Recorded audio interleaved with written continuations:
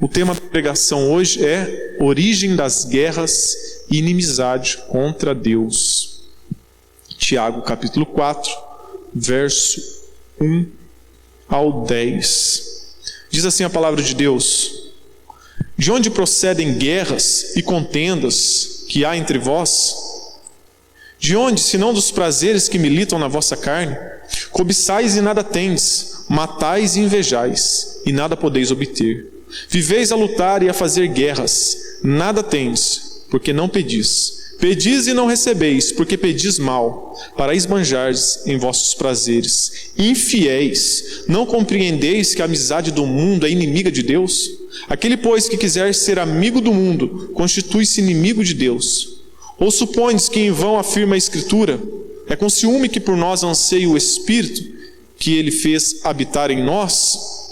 Antes, ele dá maior graça, pelo que diz: Deus resiste aos soberbos, mas dá graça aos humildes. Sujeitai-vos, portanto, a Deus, mas resisti ao diabo, e ele fugirá de vós. Chegai-vos a Deus, e ele chegará a vós outros. Purificai as mãos, pecadores, e vós, que sois de ânimo dobre, limpai o coração. Afligi-vos, lamentai e chorai. Converta-se o vosso riso em pranto, e a vossa alegria em tristeza. Humilhai-vos na presença do Senhor, e ele vos exaltará. Então Tiago aqui ele vai tratar sobre a origem das guerras. E aqui ele começa dizendo que de onde procedem as guerras e contendas que há entre vós. Então, o primeiro público-alvo eram os irmãos da igreja. Estava havendo guerras e conflito entre os irmãos. Estava havendo guerra e conflitos dentro da igreja. Nós vimos nas pregações passadas que havia guerras verbais. Tiago, ele trata muito sobre a língua em sua carta. Praticamente em quase todos os capítulos, ele fala sobre a língua. Sobre que o homem, o cristão verdadeiro, ele deve ter freios na língua. Ele deve ser tardio para falar, tardio para se irar, né? Agir de tal, falar de tal maneira proceder. Então ele fala muito sobre a língua. Então havia guerras verbais dentro da igreja. Havia também guerra entre classes. Muitos irmãos estavam fazendo acepção de pessoas. Estavam tratando melhor os ricos e menosprezando os pobres, querendo assim algo vantajoso.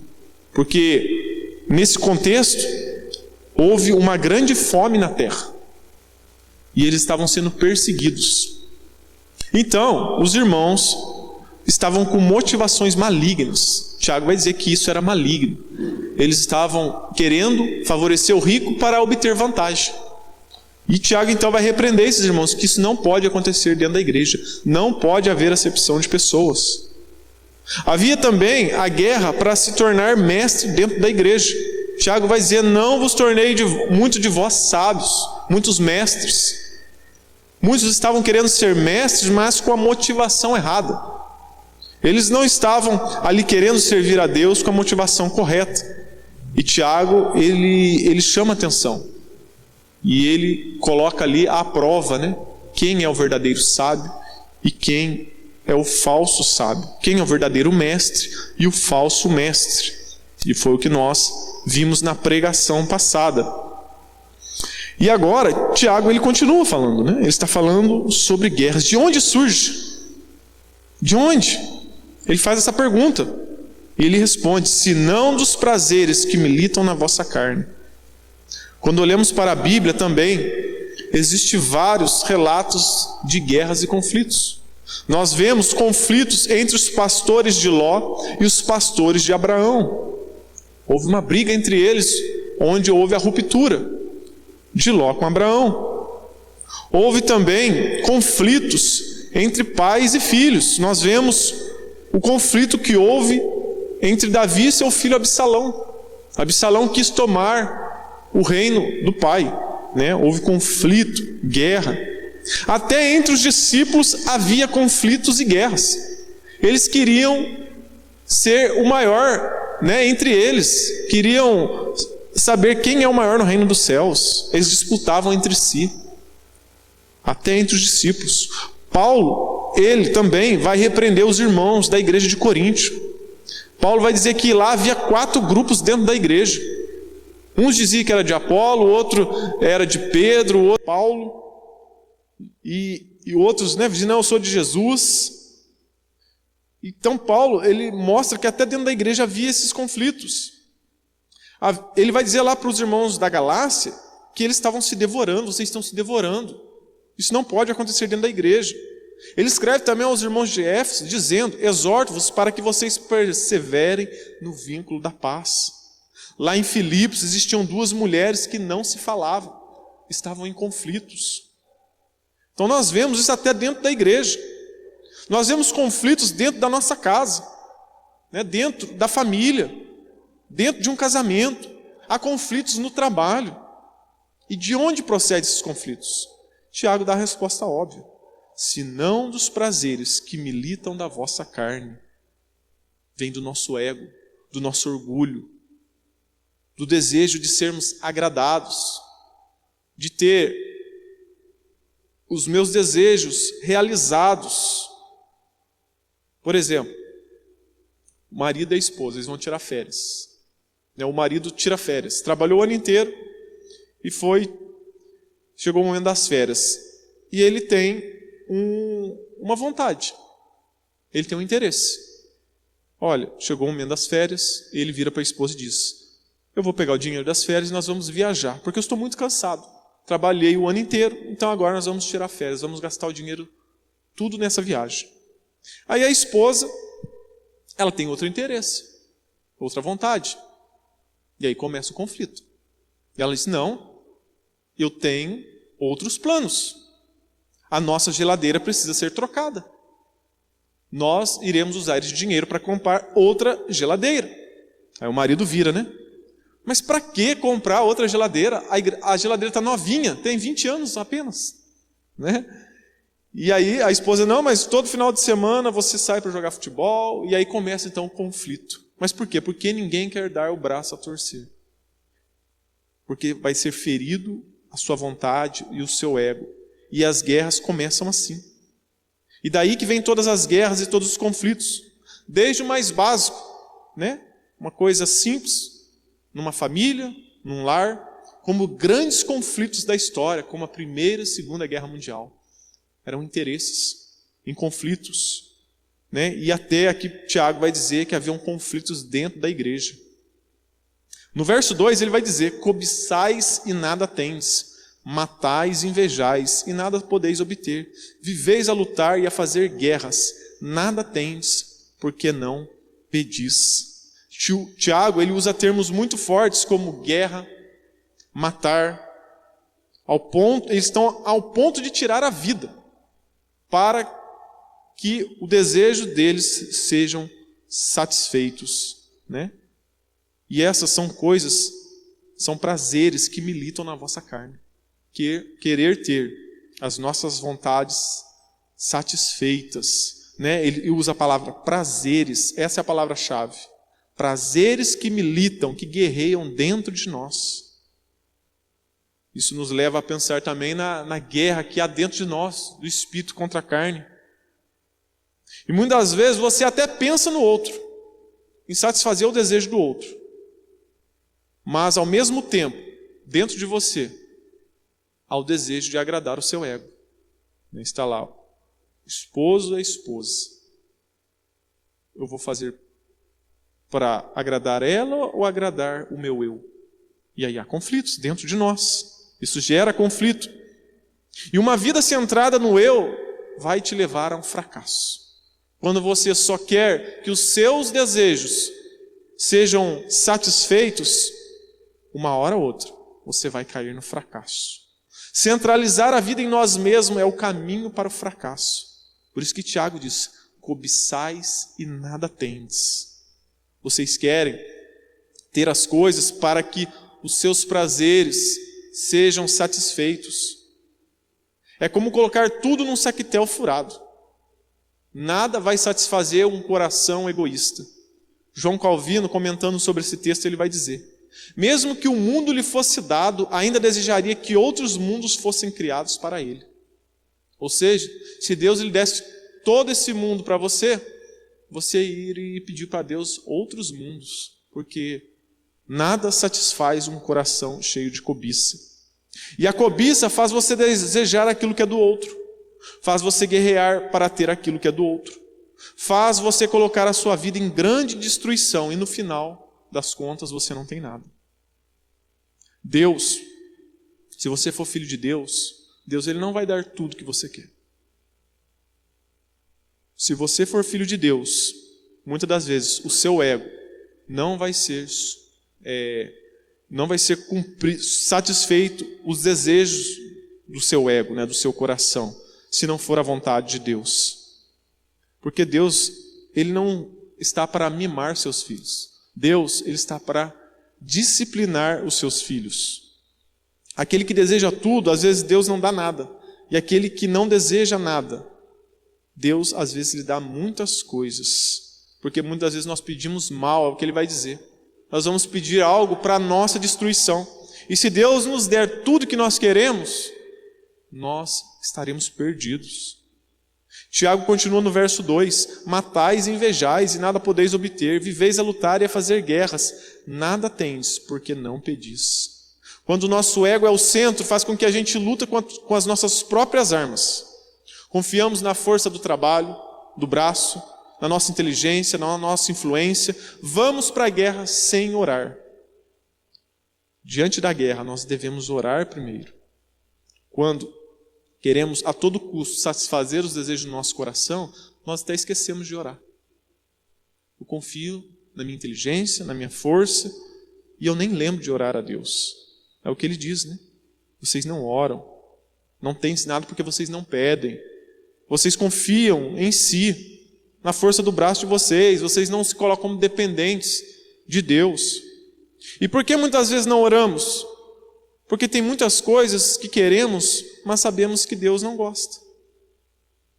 Você orar para que Deus dê a casa do vizinho, Deus ele não vai suprir esse pedido. Você orar para querer o esposo ou a esposa do outro, Deus não vai atender esse pedido. E muitas vezes nós sabemos que esse pedido é para satisfazer os nossos desejos carnais, nós sabemos que Deus não irá responder, então nós nem oramos.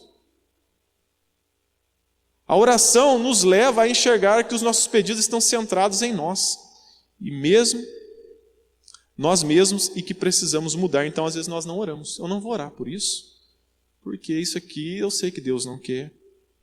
Eu vou lutar para ter isso. Sem a oração, sem o agir de Deus, sem a aprovação de Deus. Aí por isso que Tiago vai dizer: cobiçais e nada tendes. Vocês nem oram, e vocês querem as coisas, vocês não vão ter. Não se engane, né? Mesmo você não confessando a Deus seus desejos baseados no eu, Ele sabe o que está dentro do seu coração, Ele sonda. Deus conhece as nossas motivações. Jesus disse: tome a sua cruz e negue a si mesmo. Muitas das vezes está em jogo a minha vontade e a vontade de Deus.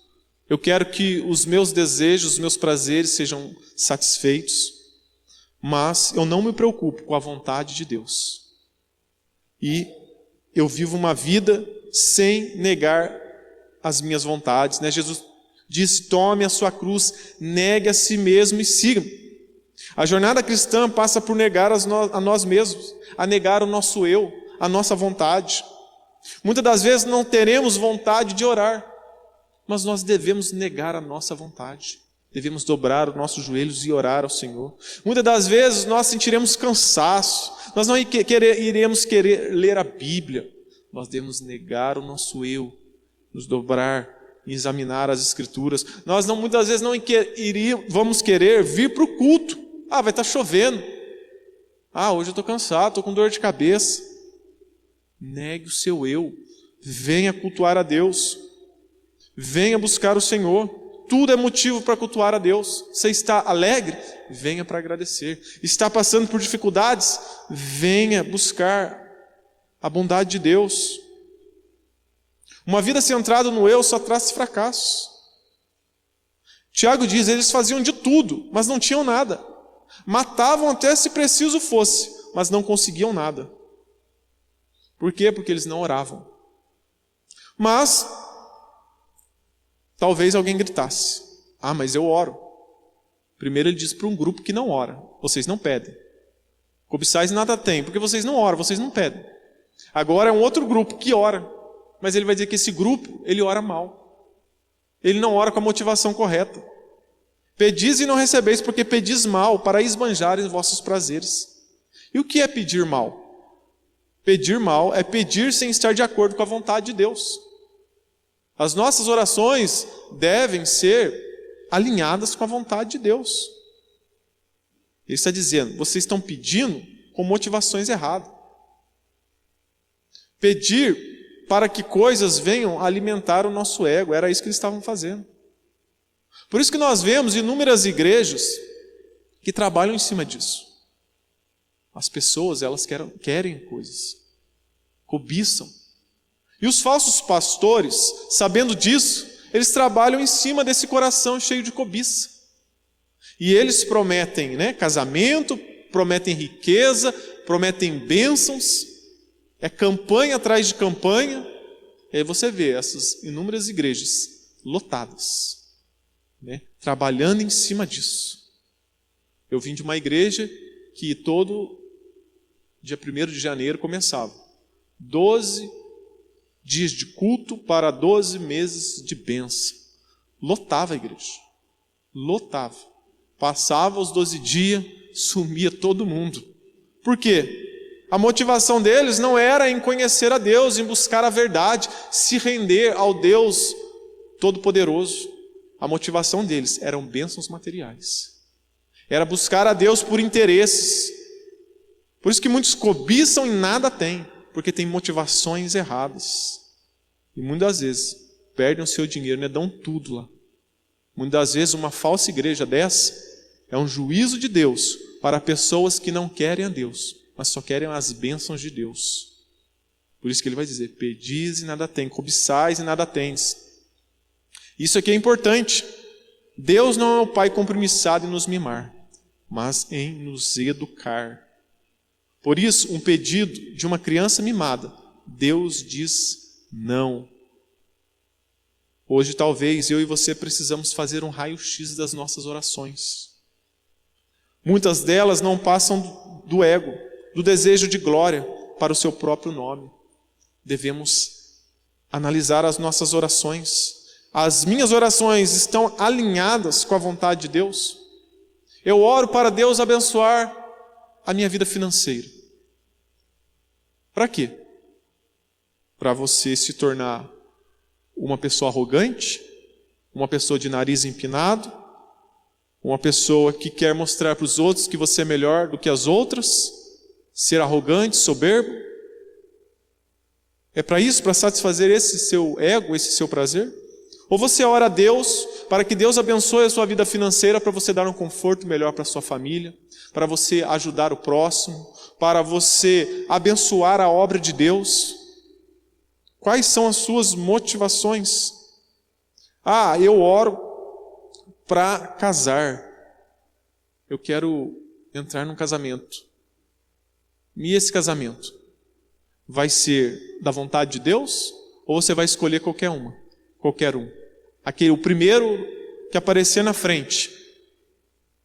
Você quer entra no jugo desigual. Você quer tanto fazer a vontade do seu ego, do seu coração cheio de cobiça, que você esquece da palavra de Deus, que Deus, ele não se agrada do jugo desigual. E aí você entra em qualquer relacionamento. A oração de Jesus é um modelo para nós. Não é centrada, ela não inicia centrada no eu. Na verdade, a oração do Pai Nosso, ela não é centrada no eu. Olha o que diz os 3 primeiros pedidos da oração do Pai Nosso. Santificado seja o teu nome, não é o meu nome. Venha o teu reino, não é o meu reino. Seja feita a tua vontade, não a minha vontade. Então, em primeiro lugar, a oração do Pai Nosso começa orando a Deus, satisfazendo a vontade de Deus. Jesus não disse: Senhor, faça a tua vontade, seja feita a tua vontade, assim na terra como no céu. Não é a minha vontade. Então a oração começa em Deus, não em nós. A nossa felicidade está em viver de acordo com a glória de Deus. O contrário, Tiago diz, é desejar e não ter nada. A Confissão de Westminster vai dizer isso, né? Que o fim principal do homem é glorificar a Deus e gozá-lo para sempre. Outra coisa embutida na oração do Pai Nosso, diz, o pão nosso não é o pão meu, perdoe as nossas dívidas, não é a minha, é as nossas, sempre no plural. Não nos deixe cair em tentação, mas livra-nos do mal, sempre no plural. A oração nossa deve ser sempre orando uns pelos outros. Não é só para satisfazer a minha vontade, é para satisfazer a vontade de Deus em primeiro lugar e também orar pelos irmãos, pela igreja. E isso se resume, essa oração se resume nos 2 principais mandamentos que Jesus resumiu, né? Amar a Deus sobre todas as coisas e ao próximo como a ti mesmo. Tiago diz, pedimos e não recebemos, por quê? Pedimos mal. Devemos analisar as nossas orações. Isso refuta a frase mundana que diz que você precisa amar mais a si mesmo. Você precisa se amar mais para você então poder amar o próximo, né? Isso é um pensamento mundano. A Bíblia, pelo contrário, mostra que você já se ama demais. Por isso que Jesus ame ao próximo como a ti mesmo. Então a Bíblia já parte do pressuposto que você se ama demais. Você se acha a última bolacha do pacote. Porque muitas pessoas estão tristes, estão trancadas dentro de um quarto. Muitos pensam em tirar a vida. Por quê? Porque a vida não está de acordo como ela queria. Ela queria ter o carro do outro, a família do outro, a riqueza do outro. Ela queria ter, né, os canudos do outro. Aí ela não conseguiu. Não foi satisfeita a vontade dela, porque ela é o centro de tudo. Então ela agora se tranca num quarto, ela quer tirar a vida, ela vive triste. Por quê? Porque ela acha que ela é o centro de tudo. Esse é o problema de muitas pessoas.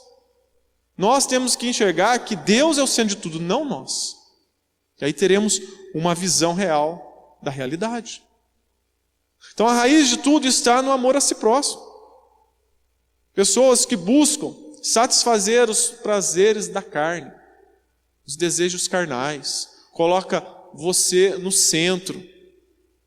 Isso é a origem das guerras e conflitos.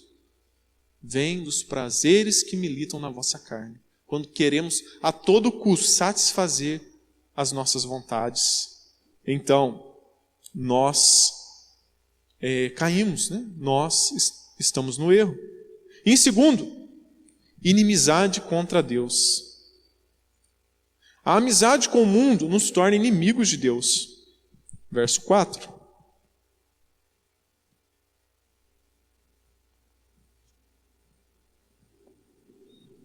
A amizade com o mundo nos torna inimigos de Deus.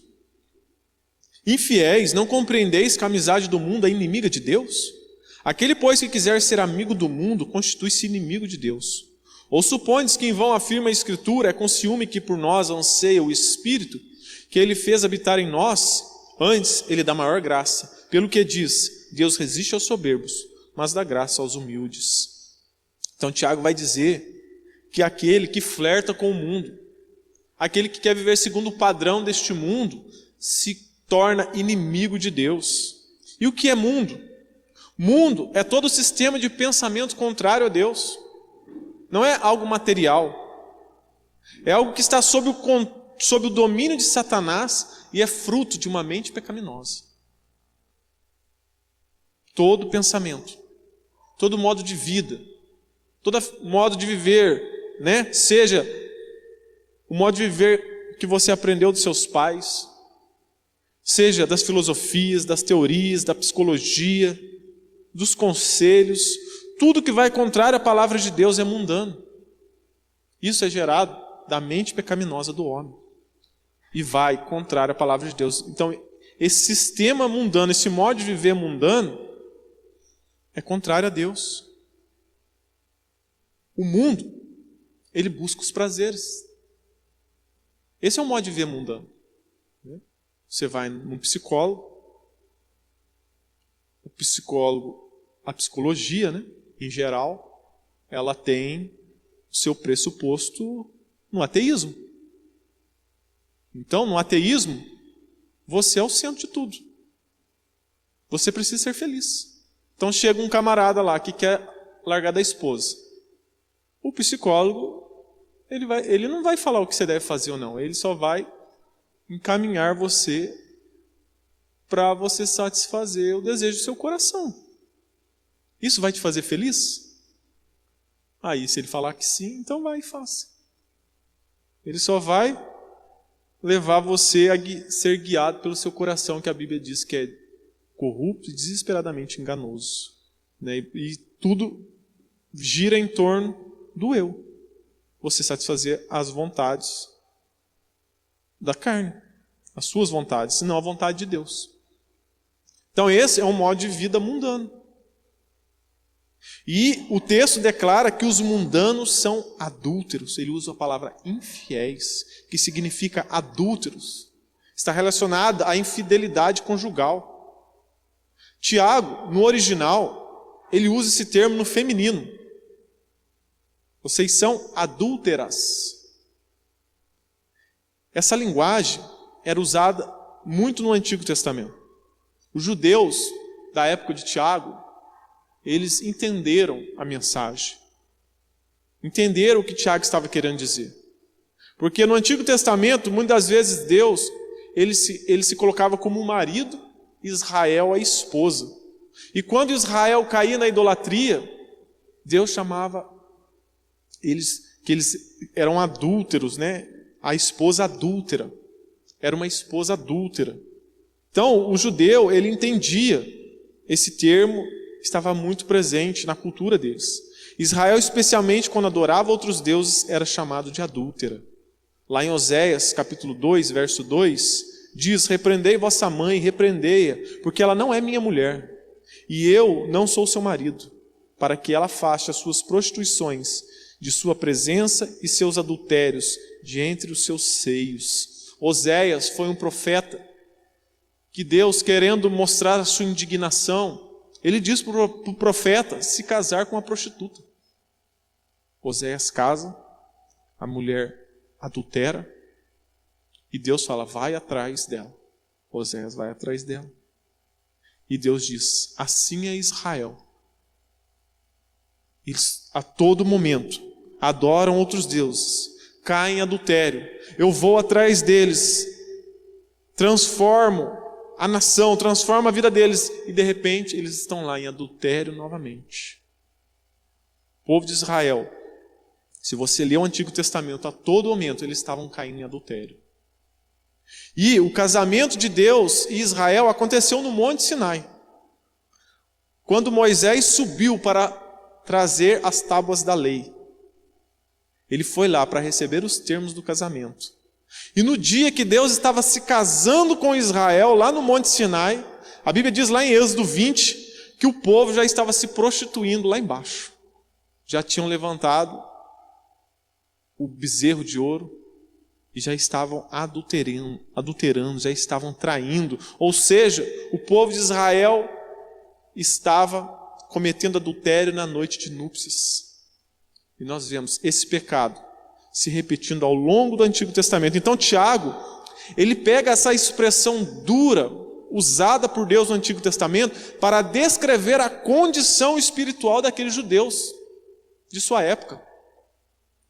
Vocês que dizem ser de Deus, mas estão flertando com um modo de vida mundano, vocês são adúlteros. Vocês são infiéis. No dia da conversão de vocês, vocês confessaram a sua fé, crer em Cristo. No batismo, eles estavam jurando a amar a Deus e a servir a Deus publicamente. E agora vocês estão flertando com o mundo. Vocês são adúlteros. Então a situação deles é tão perversa que até as orações se transformam em episódios de adultério. As orações deles não tinham como propósito a comunhão com o Senhor. Deus era apenas um meio para satisfazer seus prazeres carnais. E isso não mudou. Isso continua. As pessoas buscam a Deus por conta das bênçãos, não por causa do Deus da bênção. E Tiago vai dizer, os mundanos são inimigos de Deus. E essa inimizade já acontece desde lá de Gênesis. Lá em Gênesis capítulo 3, verso 15. Porém, inimizade entre ti e a mulher, entre a tua descendência e o teu descendente, o seu descendente.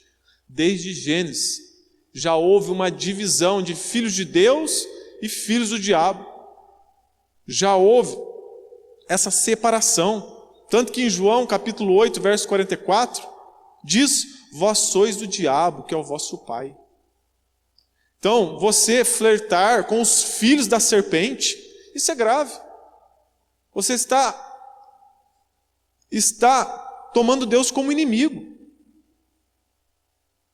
Vocês são como uma esposa que adultera com o pior inimigo do marido de vocês. É isso que aquelas pessoas estavam fazendo. Lá em 1 João 5,19 vai dizer, sabemos que somos de Deus e o mundo inteiro jaz no maligno. Esse mundo que é contrário a Deus, ele jaz no maligno. Jaz vem de jazigo, de onde vem a palavra sepultura.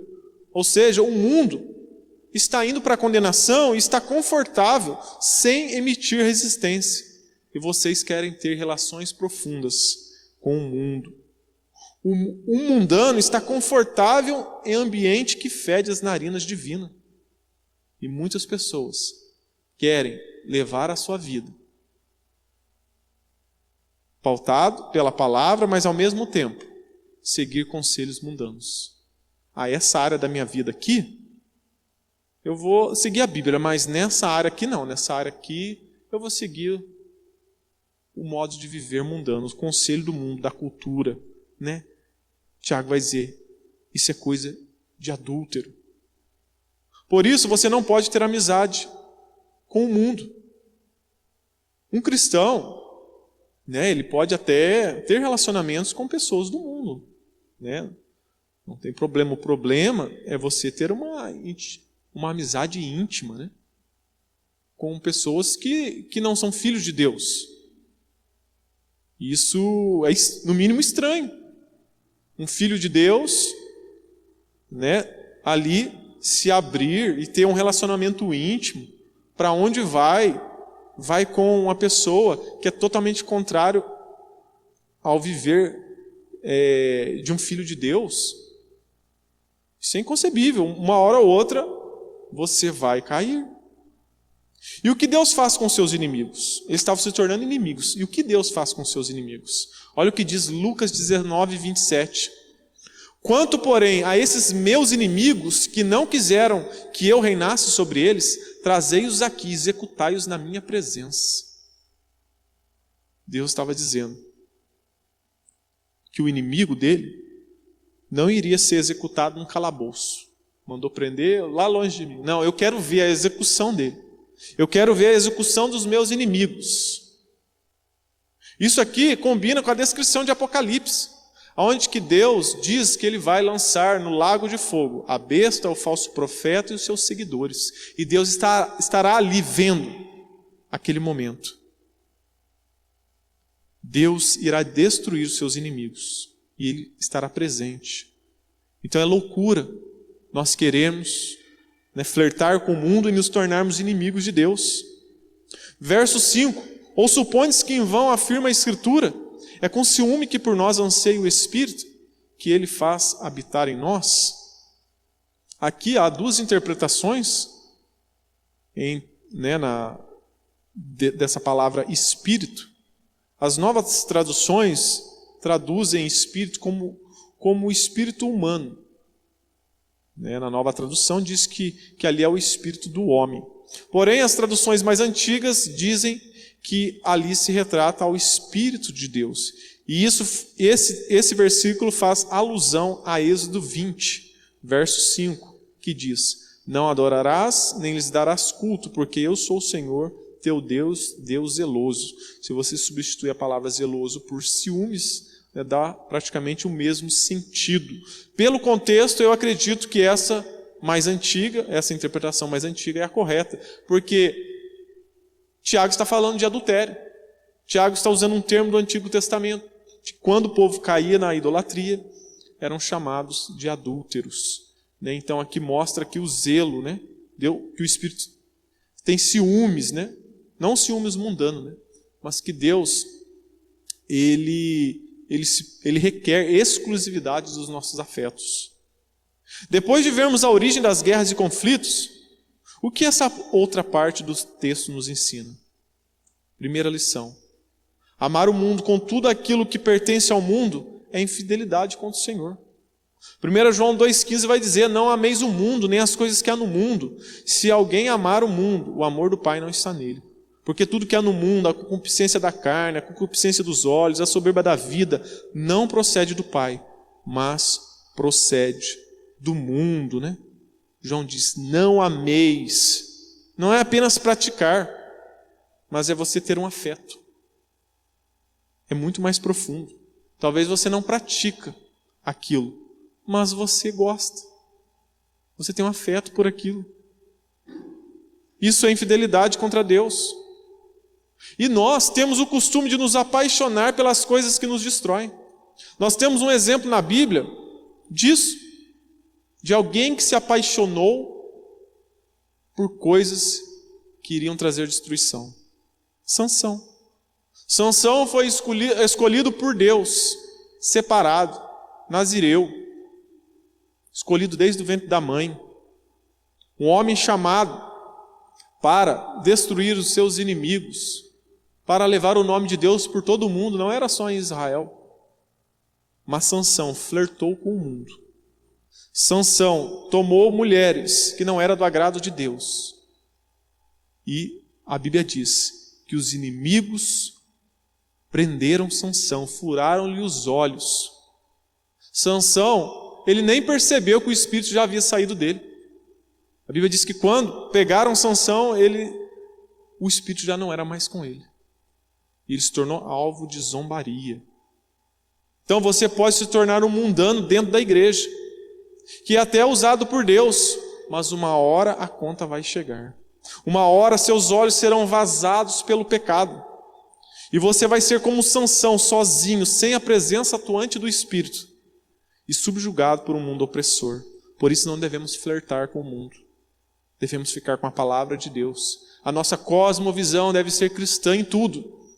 Tudo que queremos fazer. O que Deus diz na palavra? Vou lidar com o dinheiro. O que Deus diz na palavra? Vou entrar num relacionamento. O que Deus diz na palavra? Vou criar os meus filhos. O que Deus diz na palavra? Vou tomar uma decisão importante. O que Deus diz na palavra? É a palavra. Deuteronômio 6:5 vai dizer: amará, pois, o Senhor teu Deus de todo o teu coração, de toda a tua alma e de toda a tua força. A Bíblia é suficiente. Se você flertar com o mundo, uma hora a conta vai chegar. Muitas pessoas podem até estar anos servindo a igreja, mas nem perceberam que o Espírito já não é mais com ela. E você pode ter um final de vida como de Sansão. Nós entendemos que você não perde a salvação, mas você pode ter uma vida desgraçada aqui nesta terra. Então esse texto é um chamado para nós enxergarmos o nosso pecado como Deus vê. O pecado é algo horrível aos olhos de Deus. O pecado não é coisa trivial. O pecado é algo muito danoso. Por exemplo, como que Deus enxerga o pecado? A Bíblia diz que um pecador, aquele que vive na prática do pecado, se ele não se arrepender, se Cristo não salvá-lo, ele vai passar a eternidade no inferno. Aí muitas pessoas pensam: mas não é justo 70 anos pecando e agora uma eternidade no inferno? É porque você não entendeu a consequência do seu pecado. Por exemplo, você pisar numa barata, não tem consequência nenhuma. Aliás, as pessoas vão ficar alegres, né, se você matar a barata. Né? Graças a Deus alguém matou aquela barata, aquele bicho nojento. Muitas pessoas vão dar glória a Deus. Não vai ter consequência nenhuma. Mas se você der um chute, né, como eu vi outro dia, um soldado que deu um chute num cachorrinho, mandou ele lá no terreno, eu acho que ele até foi expulso do exército, ou tomou uma disciplina lá grande, porque deu grande repercussão. Já é um outro nível. Teve uma outra consequência. Se você vier dar um tapa na minha cara, é outra consequência. Não vai ter muita diferença. Sim, eu já fiz boxe por um tempo, né? Então, eu posso sair com o olho roxo, você também. Então, a consequência já aumentou. Não muita coisa, mas aumentou. Mas se você der um tapa no rosto do Vladimir Putin, a consequência vai ser muito maior. Com certeza, você não vai sair vivo da presença dele. Com certeza, vai ter, ou você vai ser preso e vai ficar lá muito tempo, a consequência vai ser maior. Agora, você imagine, você ferir a santidade de Deus, que é muito maior do que qualquer rei desta terra, qualquer representante desta terra, qualquer líder desta terra. Nós estamos ferindo um Deus que é santo, santo e santo. Você feriu um Deus que é eterno. Então, está certo, uma condenação eterna, porque você feriu um Deus que é eterno. Então nós devemos enxergar o nosso pecado como algo grave. Os nossos pecados levaram Cristo para a cruz. Devemos enxergar o nosso pecado como algo grave. Quando nós olhamos para o Antigo Testamento, às vezes nós vemos, né, aquele povo que a todo momento reclamava, né, o povo do deserto, o povo murmurador. Deus abriu o mar vermelho, estava lá o povo murmurando. Deus enviou o anjo, o povo murmurando. Deus enviava uma nuvem, o povo murmurando. E a gente pensa, ô povinho, né? Que povinho incrédulo. Só que nós deveríamos arrepender disso. Por quê? Às vezes nós achamos que aquele povo era um povo incrédulo. Só que nós, se não vivemos segundo a palavra de Deus, nós somos pior do que eles. Porque nós temos muito mais luz e muito mais informação, muito mais revelação de Deus que aquele povo. Jesus ainda não tinha vindo aqui, não tinha morrido na cruz. Eles viam Jesus por sombras. Cristo estava presente no tabernáculo, mas ao mesmo tempo oculto. Nós não, nós conhecemos toda a história. Nós temos toda a Bíblia, nós temos o cânon fechado. Nós temos toda a revelação. Então, no dia do grande juízo, muito mais será cobrado de nós. Quanto mais é dado, mais será cobrado. Então nós devemos colocar na balança isso. O meu pecado fere a santidade de Deus. Nós temos a presença capacitadora do Espírito Santo permanente em nossos corações e ainda peco, ou seja, eu sou pior do que o povo de Israel. Eu sou pior do que o povo hebreu. Devemos analisar a nossa vida. E qual que é a segunda lição? Nutrir uma relação afetiva com o pecado torna Deus seu inimigo. Isso é assustador. É assustador. Se você não sente nada, você deve clamar por misericórdia. Se isso não traz temor no seu coração, você está cego. O diabo colocou uma venda nos seus olhos. Sabendo de que Deus, Ele é quem vai enviar a alma e o corpo para o inferno. Nós deveríamos, né, clamar por misericórdia. Né? Pessoas, às vezes, têm medo de macumba. Né? Às vezes chega a pessoa e pergunta, ô pastor, eu devo me preocupar com macumba? A gente sempre faz outra pergunta, né? Você é crente? Você nasceu de novo? O Espírito Santo habita em você? Sim, eu creio. Então você não deve se preocupar com macumba, porque a Bíblia diz que aquele que é de Deus, o maligno não toca. Aí a gente pergunta, aí a pessoa responde, né? Ah, mas eu estou longe de Deus, não não tenho comunhão com Deus, eu não sei se eu fui salvo. Aí a gente diz, então nem se preocupe com a macumba, porque você está embaixo da ira de Deus. A macumba é fichinha. Você deveria se preocupar com isso. Por isso que Jesus disse, não temam aquele que pode matar o corpo, mas aquele que pode matar e enviar, você para o inferno. Deveríamos tremer diante da santidade, do poder de Deus, do senhorio de Deus. E muitas vezes pessoas estão cegas. Estão cegas como Balaão, que não enxergou que Deus era com Israel, estava ali orando, estava querendo ir contra Deus. Até a jumenta entendeu, Balaão não. Pessoas podem estar cegas como Moisés. Moisés não quis circuncidar os filhos. Deus falou, eu quero que você circuncide os seus filhos. Moisés fingiu que não foi com ele. A Bíblia diz que Deus queria matar Moisés. A esposa se atentou para isso, foi lá, circuncidou os filhos e jogou na cara de Moisés. Você é maligno, você quer matar os nossos filhos? Estava cego. Deus é contra nós quando somos mundanos. Romanos 8:31 vai dizer, se Deus é por nós, quem será contra nós? Isso é uma verdade. E se for o contrário? Se Deus for contra nós, quem será por nós? Estamos perdidos. Hebreus 10:31 vai dizer, horrível coisa é cair nas mãos do Deus vivo. Por isso, devemos viver uma vida de temor a Deus. Em Cristo, nós temos liberdade, mas não é liberdade para vivermos uma vida de qualquer jeito. Nós temos que ter temor. A Bíblia diz, que o princípio da sabedoria é o temor a Deus. E qual que é a solução para encerrarmos? Está do verso 6 ao verso 10. Ali está descrito. Antes ele dá maior graça pelo que diz, Deus resiste aos soberbos, mas dá graça aos humildes. Você deve se humilhar na presença de Deus, todo dia examinar o seu coração. Será que não tem algo na minha vida que precisa ser mudado? Será que tem algo na minha vida que segue os padrões deste mundo? Eu não quero ser inimigo de Deus. E você se humilhar, e Deus vai lhe dar graça para vencer isso. Pelo contrário, ele diz que Deus resiste aos soberbos. Deus resistiu a Nabucodonosor, que não quis reconhecer que tudo é de Deus.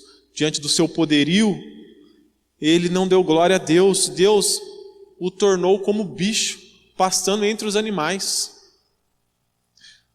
Herodes não deu glória a Deus, e a Bíblia diz que foi comido de bicho, soberbo. Então que nós venhamos nos humilhar, na presença do Senhor. Ele vai dizer, sujeitai-vos portanto a Deus, mas resisti ao diabo, e ele fugirá de vós. Como que o diabo vai fugir? Você se sujeitando a Deus. Não é fazendo, repreendendo, fazendo campanha. É você se sujeitar a Deus. E ele vai fugir de vós. Você vai se fortalecer no Senhor. Chegai-vos a Deus, e ele se chegará a vós outros. Purificai as mãos, pecadores, e vós que sois de ânimo dobre, limpai o coração. Afligi-vos, lamentai e chorai. Quantas vezes nós já choramos pelo nosso pecado? Será que alguma vez nós já chegamos ao ponto de chorar, Senhor? Esse pecado fere a tua santidade. O Senhor é bondoso, o Senhor é santo. Para mim é difícil. Você já entristeceu pelos seus pecados? Uma conversão, ela passa por isso. Reconhecer que o pecado fere a santidade de Deus. Esse Deus bom, que deu o seu Filho, que provou o seu amor, não nos dando carro, não nos dando bênção, mas provou o seu amor entregando o seu Filho para morrer por nós. Por isso que ele diz, Tiago também diz, converta o vosso riso em pranto e a vossa alegria em tristeza. Ou seja, se tem algo na nossa vida que não está de acordo com a palavra de Deus, nós devemos nos entristecer. Não devemos continuar alegres, com um sorriso no rosto, sabendo que aquilo não agrada a Deus.